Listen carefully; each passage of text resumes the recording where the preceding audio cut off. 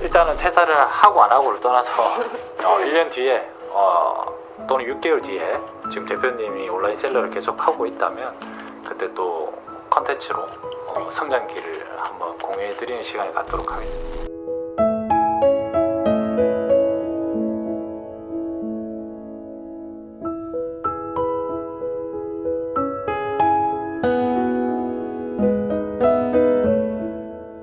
지금 퇴사를 결국 하셨죠? 네. 어때요, 퇴사하고 지내다 보니까? 일단 스트레스의 종류가 달라졌어요. 그렇지.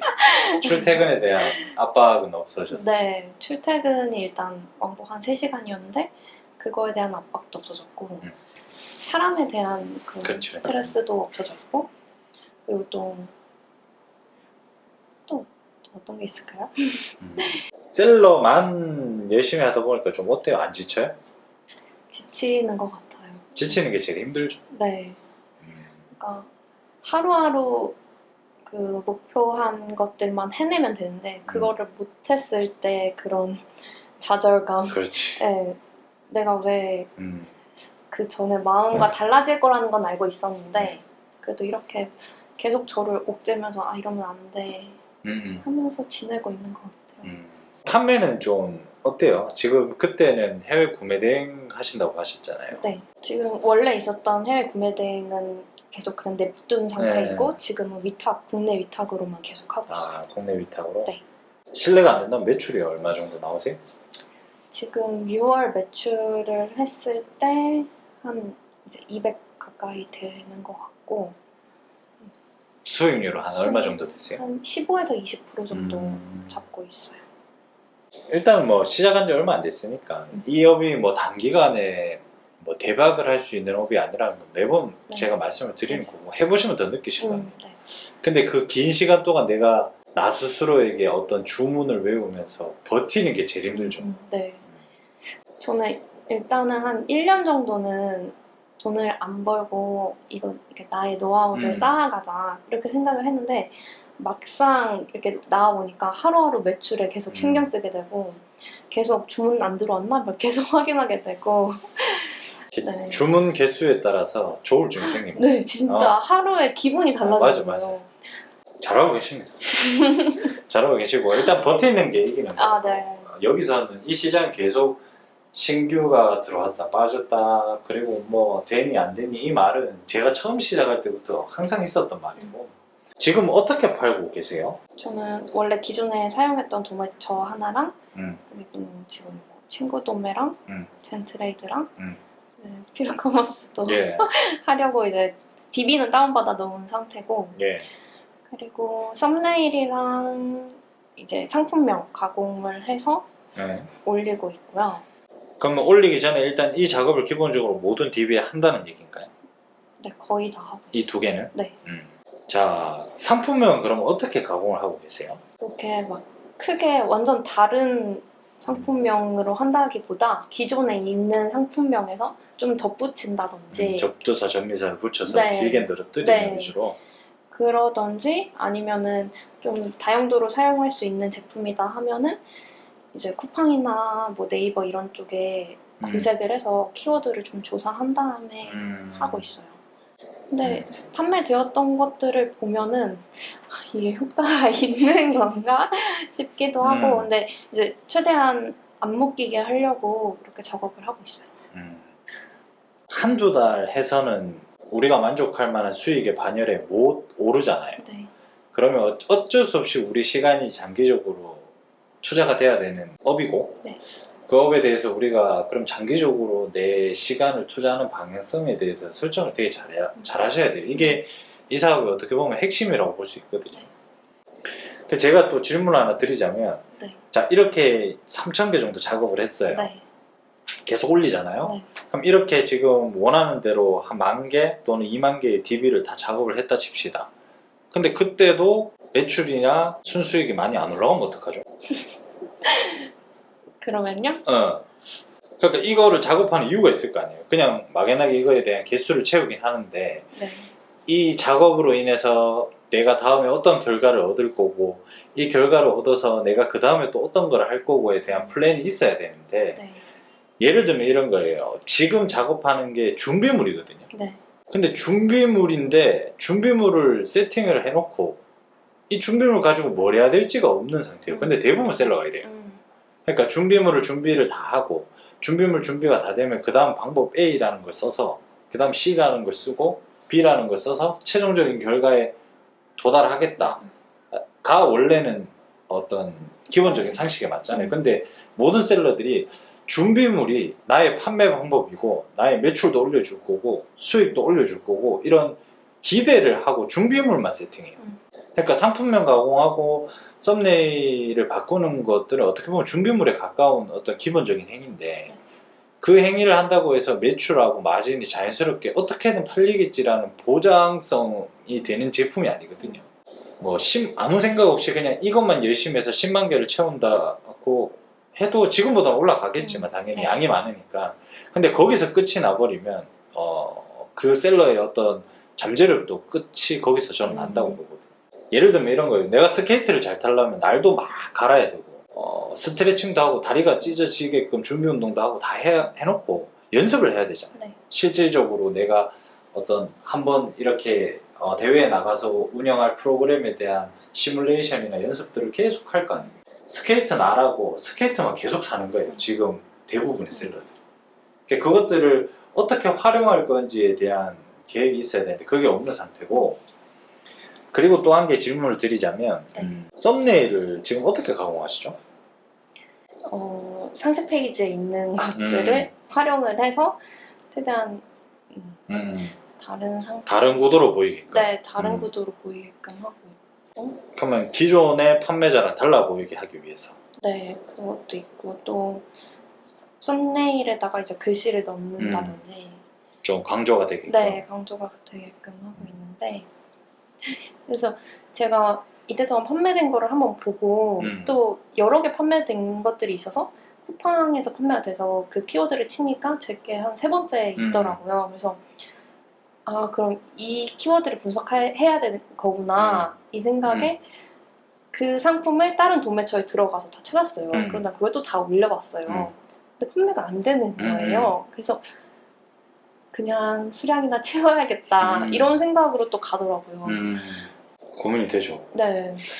이게 정답이라기보다는 셀러도 결국은 셀러로서 끝이 날 수 있고 궁극적으로 나중에 매출을 성장시키고 사업화시키고 사업 구조를 다지려면 시스템을 만들어야 되는데 내 회사잖아요. 어떻게 보면 내가 창업주고 내 개인 사업 1인 창업일 수도 있지만 근데 그렇게 셀러를 영위를 했을 때에 대한 후반부의 전략이 따로 세워져 있지 않으면 되게 시스템화 시키기가 어려워요. 그럼 지금 예를 들어 이런 거예요. 뭐 썸네일하고 상품명 가공을 한다? 그럼 직원을 뽑는다고 칩시다. 매출이 좋아질 리는 없겠지만 막 드라마틱하게 좋아져서 직원을 써야 될 정도예요.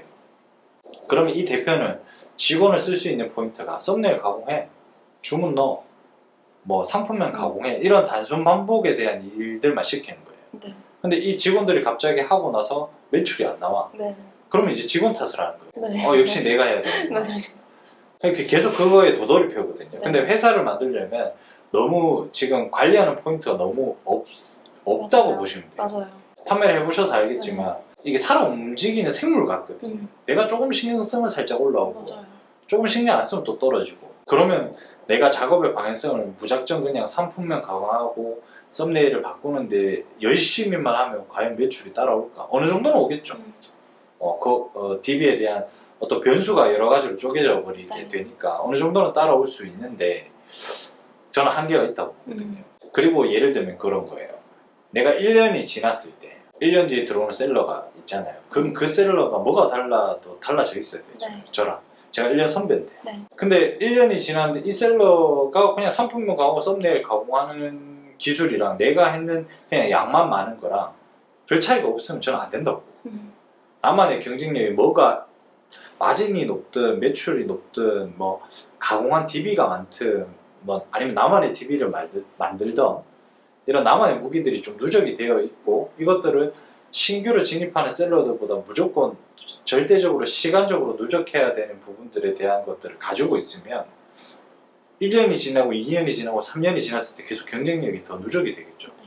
근데 대부분 셀러들은 내가 1년이 지나도 초보 셀러들 잘하는 사람한테 바로 따라잡혀요. 그러면서 계속 비법을 고민을 하는 거예요.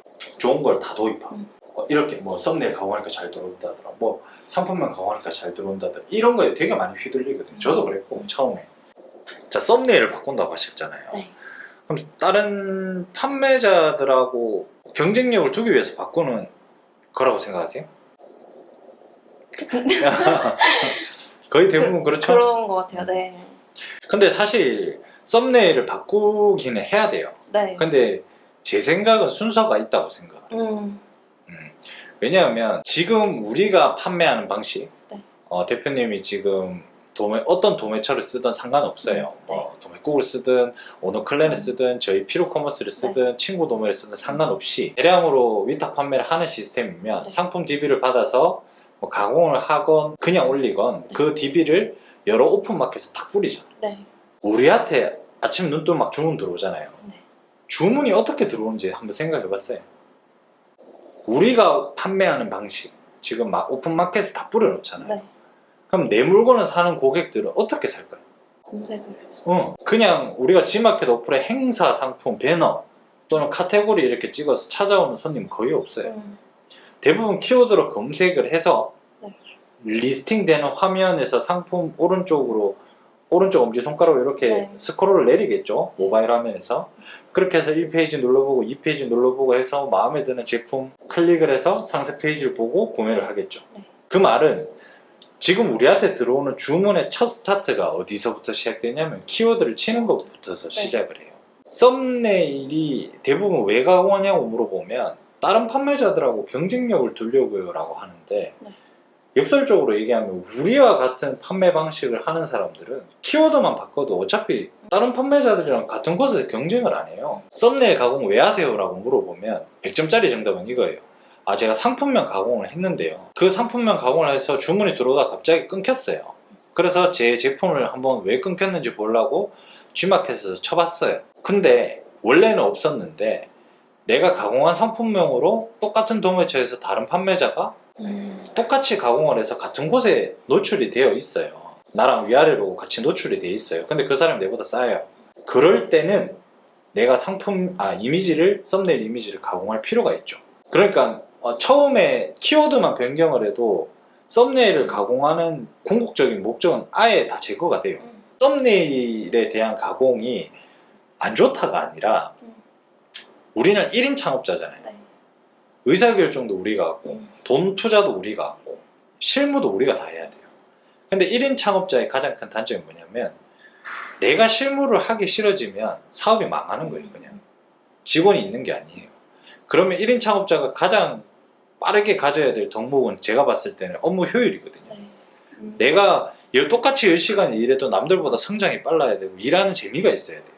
왜냐면 내가 일을 하니까. 내가 일하는데 비속어를 써서 죄송하지만 쇠가 빠지게 일하는데 매출은 안 올라. 하고 싶겠어요? 안 한다니까요. 업무 효율을 가장 먼저 따져야 되는데 그 효율에 있어서 주문이 어떻게 들어오고 불필요한 작업의 수순을 체계적으로 정리하는 것부터가 제일 중요해요. 그래서 저는 추천을 드리는 게 다른 키워드로 대체될 만한 상품명을 가진 제품이라면 상품명 가공부터 먼저 하고 등록을 한 뒤에 주문이 들어와서 내가 내 제품이 어디에 노출되어 있고 왜 주문이 들어왔는지를 확인하는 절차에서 들어갔는데 나랑 똑같은 제목을 쓰는 다른 판매자가 나랑 똑같은 썸네일을 쓰고 있다 라는 게 발견되었을 때 바꾸는 게 전 좋다고 봐요. 그러면 내 제품이 어디서 어떻게 노출되고 있는지도 일단 먼저 시장 분석도 가능할 거고 두 번째로 플랫폼에서 마켓에서 내 키워드를 쳐서 소비자들이 직접적으로 물건을 사는 화면에서 나랑 똑같은 썸네일이 있는지 없는지 그리고 그것이 있다면 나는 그 사람과의 다른 차별성을 두기 위해서 썸네일을 가공한다 가 정확한 업무 방침이겠죠.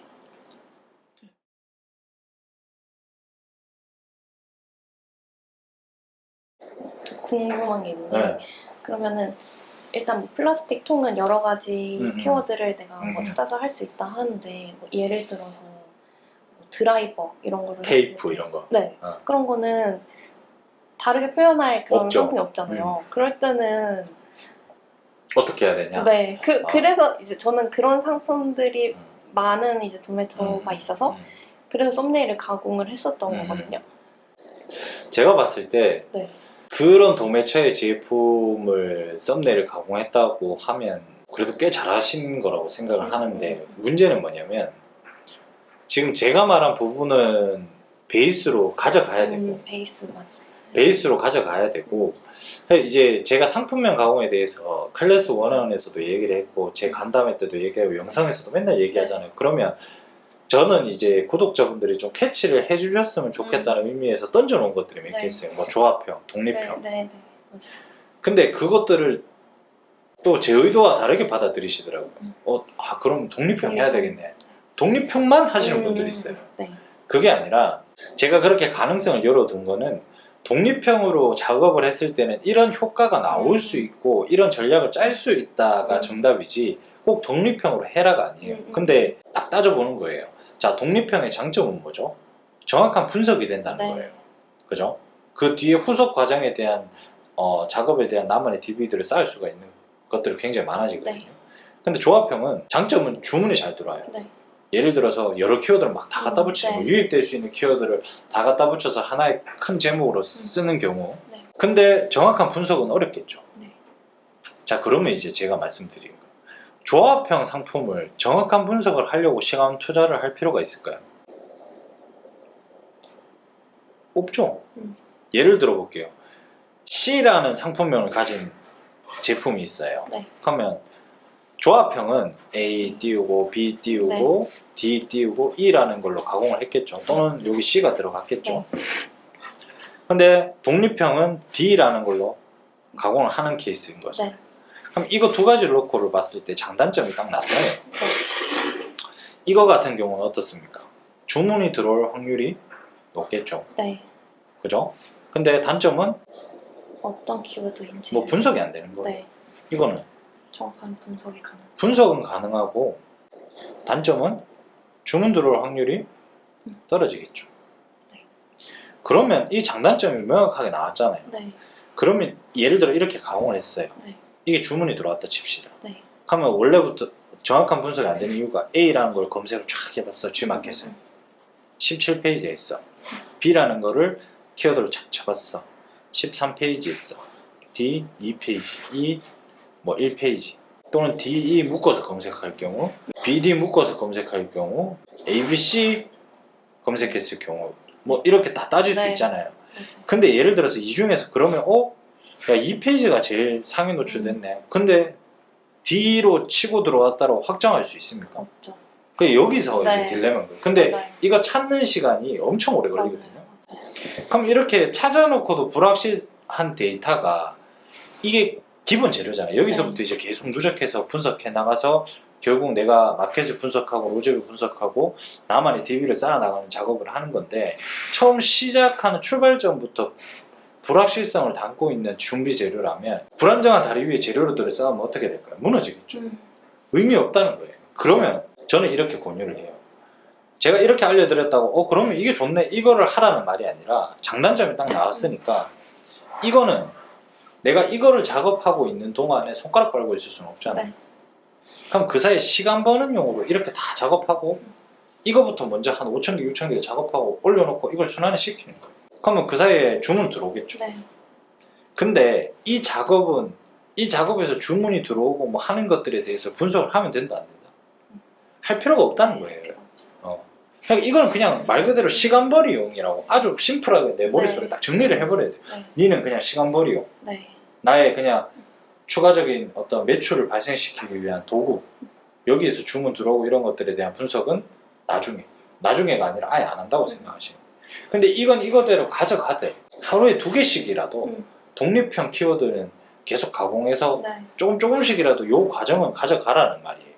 제가 지금 거의 2,500개를 작업을 하면서 이제 그때 만났을 때 그렇게 얘기를 해주셔가지고 이 날은 그럼 그렇게 해봐야겠다 하고 이 날은 섞어서 해봐야겠다 이렇게 하고 있었어요. 근데 지금 D라는 딱 그 키워드로 한 3-4개가 이렇게 판매가 된 거예요. 그래서 검색을 해보니까 거기서 쿠팡에서 뭐 3-4번째 나오더라고요. 그래서 그 상품을 파는 다른 도매처들을 찾아서 그 키워드로 올려봤어요. 근데 판매가 안 이루어지고 그리고 기존에 3-4개 팔렸던 것들도 점점 떨어지고 있는 거예요. 그리고 주문이 안 들어오는 거예요. 그래서 이걸 보면서 그래 그냥 상품명은 여러 개 해서 그냥 확률 싸움으로 가자 이렇게 됐거든요. 그게 쿠팡에서 들어왔죠. 네, 쿠팡에서. 쿠팡이 좀 빠르긴 해요. 그러니까 이게 이제 그러니까 이런 것까지 이해가 되면 진짜 제가 말하는 포인트를 정확하게 알 건데, 예를 들어서 지금 같은 케이스가 G마켓이 일어났다 칩시다. 네. G마켓이 일어나면 쿠팡보다 잔류시간이 훨씬 길 거예요. 옥션이어도 길 거예요. 근데 쿠팡과 스마트 스토어는 네이버 쇼핑 기반으로 리스팅돼서 지금 노출이 되는 거니까 쿠팡과 스마트 스토어는 처지고 올라가는 게 순식간에 계속 변할 거예요. 네, 맞아. 그런 차이가 만약에 발견이 된다면 네. 쿠팡에는 단일 키워드를 하지 말라는 말이 아니라 쿠팡과 스마트 스토어와 그 나머지 마켓들, 좀 이런 말하면 좀 그렇지만 오래된 마켓들, 네. 하지만 중소 고객이 있는 마켓들, 그런 마켓들과에 대한 키워드 관리를 완전 다 다르게 해요. 그러니까 이게 마켓을 알면 알수록 똑같은 매출 3천이 나오고 그냥 마구잡이로 올려서 3천이 나오고 순수익이 비슷하다 할지언정, 어떤 사람은 이런 마켓마다 미세한 속도감에, 예를 들어서 쿠팡은 내가 어떤 제품을 올려놨어요. 그럼 그 키워드로 올라오는 제품의 숫자가 G마켓에서 그 키워드로 올라오는 신상품에 대한 숫자보다 월등히 많은 거예요. 워낙 많은 사람들이 쓰고 맞아요. 쿠팡에 판매가 잘 되고 또 주문도 잘 들어오다 보니까 거의 모든 데이터의 DB가 쿠팡으로 몰리고 있기 때문에 그 어떤 순환의 속도나 어떤 신상품의 어떤 리스팅되는 속도가 완전 다르거든요.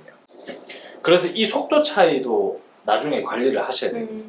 그러면 만약에 내가 그러면 쿠팡은 내가 단일 키워드로 뭔가 잡을 수 없는 부분이 생겨났다라고 가정을 하면, 그럼 대량으로 밀더라도 제가 속도 차이를 체감을 했잖아요. 근데 예를 들어 G마켓과 쿠팡을 안 팔린 상품을 갈아엎는 순환의 속도를 똑같이 하면 될까요? 네. 그러면 이제 또 만약에 내가 키워드 한 개로 지금 이 쿠팡의 틈을 빠져나갈 수 없을 정도로 쿠팡에 많은 상품이 쏟아지고 있는 플랫폼이라면 맞아요. 쿠팡과 G마켓의 이 순환이나 관리 포인트 완전 달라져야 되는 거예요. 근데 제 말은 그거예요. 이렇게 깨우쳐 가면서 아는 셀러랑 그냥 아무것도 생각 없이 그냥 가공해서 올려놓고 기다리고 이렇게 1년, 2년을 한 셀러랑 저는 달라질 수밖에 없다고 생각해요. 그리고 예를 들어 이런 거예요. 만약에 내가 D라는 키워드로 G마켓에 올렸는데, 단일 키워드로 올렸는데 주문이 들어왔어요. 아까 말씀대로 쿠팡과는 다르지만 3페이지에 있어서 주문이 들어오기 시작해요. 그러면 팔로마다 보이는 게 완전 달라요. 쿠팡에서는 사실 리스팅 광고나 이런 게 요즘 크게 의미가 없죠. 왜냐하면 제트 배송이나 로켓 배송이나 자기들의 자체적인 물류를 더 강화하는 추세이기 때문에 그 플랫폼에 리스팅되는 화면조차도 필터링에서부터 아예 걔네들이 그런 제품들만 볼 수 있게 박아놨기 때문에 그 안에서 어떤 틈을 발견해서 위탁으로 하면서 최저가의 제품을 쿠팡은 로켓 배송으로 자기들의 물건을 가지고 서비스를 제공하고 있는데, 그 안에서 나는 재고 부담 안 하고 마진 많이 남기는 판매를 하겠다라는 컨셉 자체가 100% 통하지는 않을 거예요. 지금 쿠팡의 정책상 그렇게 가고 있습니다. 얘네들이 하는 게 잘 팔리는 제품 자기들이 사입해서 재고하고 최저가로 소비자들한테 빠르게 공급하겠다, 우리가 다 먹겠다, 약간 이런 느낌이기 때문에 사실 그 안에서 내가 위탁으로 틈 찾아가지고 쪼개먹게 하는 게 사실 비효율적일 수 있어요. 그래서 그런 것까지 딱 인지를 했으면 쿠팡 같은 경우는 조합형으로 순환 속도를 굉장히 빠르게 해서 돌리는 것도 하나의 방법일 수도 있을 수도 있고요. 그거 테스트 해봐야 되겠지만 1일 단위로 해보고 3일 단위로 해보고 5일 단위로 해보고 대신에 그 돌아가는 DB는 일단 세팅이 된 상태여야 되겠죠. 어찌됐든 간에 가공은 해야 돼요. 가공의 숫자는 많으면 많을수록 나중에 활용할 수 있는 준비물이 많기 때문에 좋고, 그리고 G마켓 같은 경우는 아까와 같이 들어왔다고 치면 D라는 키워드로 다른 제품을 찾아서 넣는 것도 좋은 방법이긴 하지만 제일 먼저 해야 될 거는 일단 그 제품을 계속 디벨롭하는 게 더 중요해요. 예를 들면 우리가 대량 등록을 하잖아요. 네. 근데 대량 등록할 때 마진을 어떻게 하세요? 뭐 2,000개를 올린다. 네. 그럼 2,000개를 일괄적으로 배열로 곱해서 올리잖아요. 네. 상품 한 개 한 개 한 개 한 개 다 시장 조사 안 하잖아요. 네, 안 해요. 거기서부터 이제 함정이 오는 거예요. 물론 그걸로 던져서 확률 싸움을 하지만 네.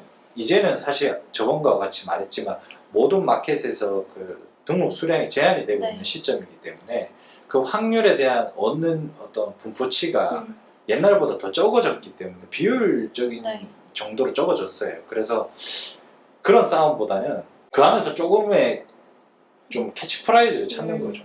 내가 가공을 해서 올렸어. 주문이 들어왔어. 그럼 이 키워드가 G마켓에 먹힌다는 걸 알지만 이거랑 이 키워드로 대변할 수 있는 다른 제품을 중개몰에서 찾아서 올린다기보다는 이 제품을 그 키워드를 쳤을 때 우리가 보지도 않고 예를 들어 마진 10% 해서 올렸지만 이 키워드를 쳐서 G마켓에서 3페이지에 있는 내 위아래 경쟁자들 보니까 네. 전반적으로 내보다 훨씬 비싼 상태예요. 왜냐면 내가 보지도 않고 올렸기 때문에 가격이 최적화될 수가 없어요. 네. 똑같은 제품을 팔지만 G마켓에서 그 키워드에 리스팅되는 상품의 전반적인 가격과 옥션의 가격과 네. 뭐 11번가의 가격과 다 다르거든요. 그걸 한 군데 모아볼 수 있는 게 네이버 쇼핑이 있긴 있지만 그 G마켓 안에서만 경쟁한다고 치면 그 리스팅되는 화면 안에서의 가격을 최적화시키는 게 일단 첫 번째. 네. 그럼 거기서 마진이 꽤 많이 올라갈 거예요.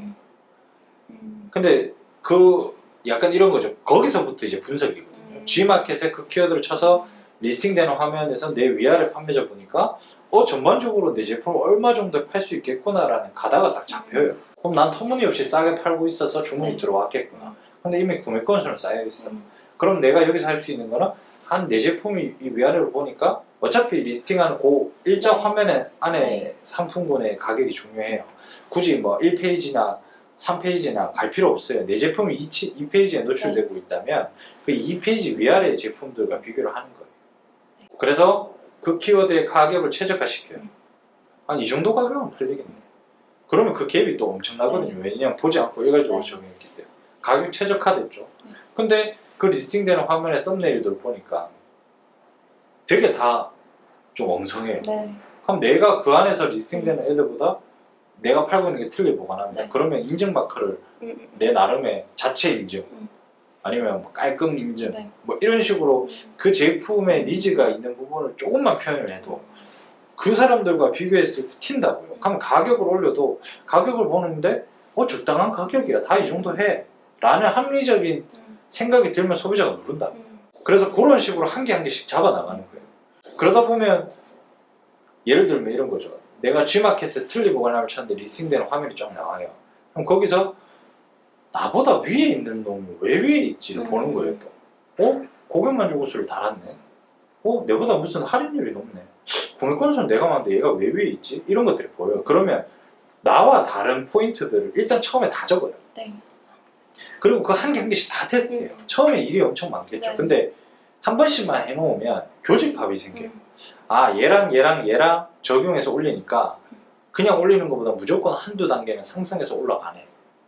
라는 어떤 교집합들이 생기거든요. 그럼 그 교집합을 적용할 수 있는, 일괄적으로 적용할 수 있는지 없는지의 여부를 따지고 일괄적으로 적용할 수 있는 포인트는 적용을 시키려고 노력하는 거예요. 그럼 내 아이디가 조금씩 발전이 되겠죠, 전반적으로. 네. 그럼 처음에 내가 1000개를 가공해서 올렸을 때 주문이 1개가 들어왔다면 그 다음 1000개 가공해서 올리면 10개가 들어올 거고 1000개를 가공해서 올리면 그 다음 뭐 50개가 들어올 거고 주문이 들어왔다가 끝이 아니라 주문이 들어온 것부터 시작이에요. 거기서부터 분석할 수 있는 재료를 얻었잖아요. 여러 키워드들.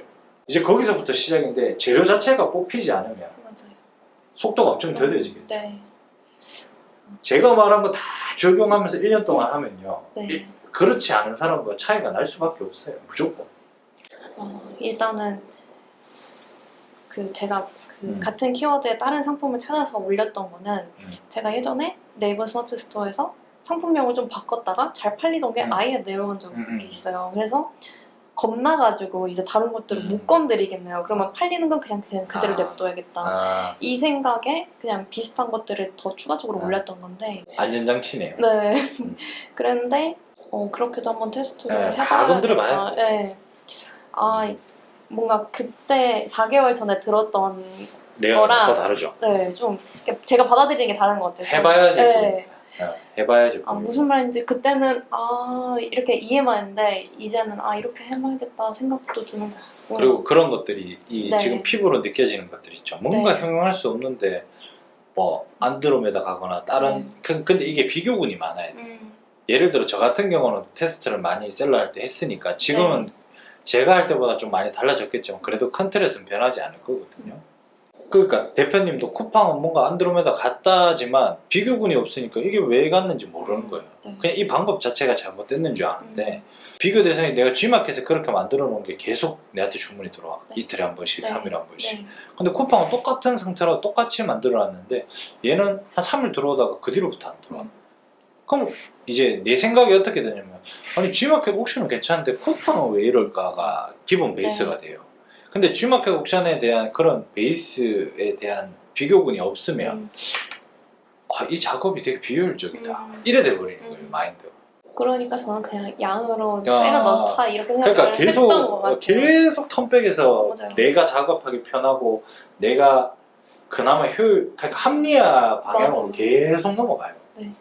그래서 아예 합리화하지 못하게 저는 경우의 수를 다 펼쳐놓고 경우의 수를 다 펼쳐놓고 비교하고 숫자로 그리고 데이터로 내가 납득하지 못하면 잘 안 해요. 그러니까 저도 합리화 끝판왕인데 핑계랑 핑계는 다 끌고 와서 다 하기 때문에 누구보다 공감을 하기 때문에 제가 제 성격을 알아서 합리화하지 못하게 다 깔아놓는 거예요.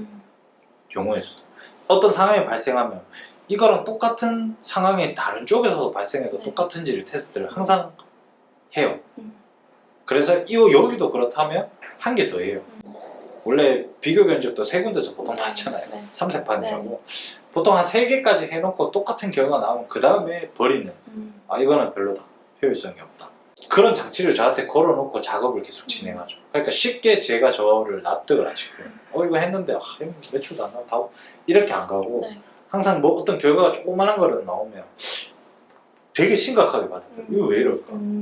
이거를 그럼 다른 마켓에서 똑같이 했을 때 똑같이 나올까? 그럼 그거 다른 마켓에서 그 반응이 올 때까지 계속 테스트하는 거예요. 이거에 대한 경험치를 가지고 있잖아요. 테스트하다가 딱 왔어, 입질이 왔어. 그럼 이건 좀 다르네. 이거 왜 이럴까? 그런 식으로 저는 셀러를 되게 오랫동안 했거든요. 그러다 보니까 좀 효율이라는 게 되게 중요하게 여겨져요. 내가 만약에 이걸 처음부터 알았더라면 알고 설계했다면 이만큼 돌아오지 않았을 텐데라는 시간도 아깝고. 제가 그 전에 사업자를 저 가족한테 주고서 이거 해라 항상 제가 했던 방향을 알려줬어요. 근데 저도 이거에 대한 확신이 없는 거예요. 그냥 해. 그냥 아무 말 해봐. 그냥 해. 그냥 알려준 대로만 해. 이렇게 얘기하는데 이제 그 사람은 이제 효율을 자꾸 따지려고 하는 거예요. 그래서 근데 저도 제가 모르니까 알려줄 수도 없고 그냥 해 이렇게 되는데 이 분석의 필요성을 좀 더 다시 느꼈던 것 같고 그리고 이제 제가 지금 간이 사업자인데 그 대량 문의가 왔었어요. 그래서 그 상품을 제가 이제 도매처에서 올린 상품이었는데 그 상품보다 뭐 어떻게 된 다른 근데 뭐 길이가 더 길었으면 좋겠는데 이런 상품을 가지고 있냐 이렇게 문의가 온 거예요. 그래서 제가 그런 도매처들을 막 찾았어요. 찾아서 연락을 하니까 이제 다 공장이랑 연결된 데더라고요. 그래서 연락을 하고 그 상품을 제 마켓에 올리고 그 사람한테 이런 상품이 있는데 제가 테스트로 몇 개 보내드릴게요 해서 보낸 상태예요 지금. 근데 제가 간이 사업자니까 세금 계산서가 안 되니까 그게 안 되고 현금 영수증이나 뭐 카드 그것만 된다 얘기를 해놓은 상태인데 그래서 고민이 되는 거예요. 그냥 일반 사업자로 돌릴까? 근데 이 고객 말고 또 다른 고객도 한 명의 문의가 온 고객이 있어요. 그래서 그냥 일반 사업자로 돌리는 게 맞나 싶기도 하고 이런 고객이 있었을 때 제가 반응하는 게 조금 아직 미숙한 거예요. 최대한 친절하게 하려고는 하고 있는데 이런 것들이 어떻게 경험을 쌓아가야 일단은 전화를 먼저 끊으세요. 이거 제 Q&A 시간에도 얘기를 했는데 그러니까 그냥 모르는 이 풀이 많지 않잖아요. 경우의 수가 많지 않으니까 CS가 좀 답답한 질문 오잖아요. 끊으세요. 그러니까 제가 확인하고 전화 드리겠습니다. 끊고 나서 간이는 그러니까 이게 잘 생각하셔야 되는 게 간이가 이제 8,800이잖아요. 네. 꽤 풀이 넓어졌단 말이에요. 네. 그러면 근데 또 8,800으로 넘어간 거 대비해서 옛날만큼 공제가 많이 되진 않아요. 옛날에는 거의 전자상거래 시작해서 간이면 그냥 부가세 0이라고 보거든요. 네. 왜냐하면 내가 내는 세금보다 공제받는 게 더 컸어요. 근데 그 비율이 달라져서 지금 거의 똔똔이라서 돈을 좀 벌면 그래도 세금을 내는 네. 형태거든요. 네.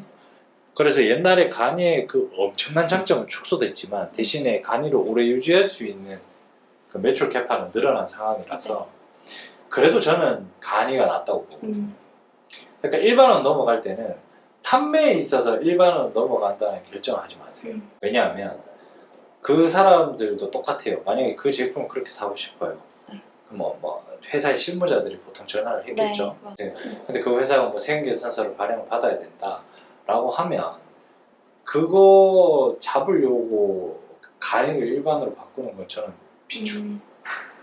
현금영수증이나 네. 뭐 거래명세서나 전자세금 계산서 빼고는 웬만하면 다 발행이 되잖아요. 네. 그래서 그런 것들 얘기하고 몇 프로 더 깎아준다고 네. 하고 그래서 몇 프로를 더 깎아주고 그렇게 발행은 된다. 그냥 내 기준을 설명하고 못을 박는 게 낫지. 네.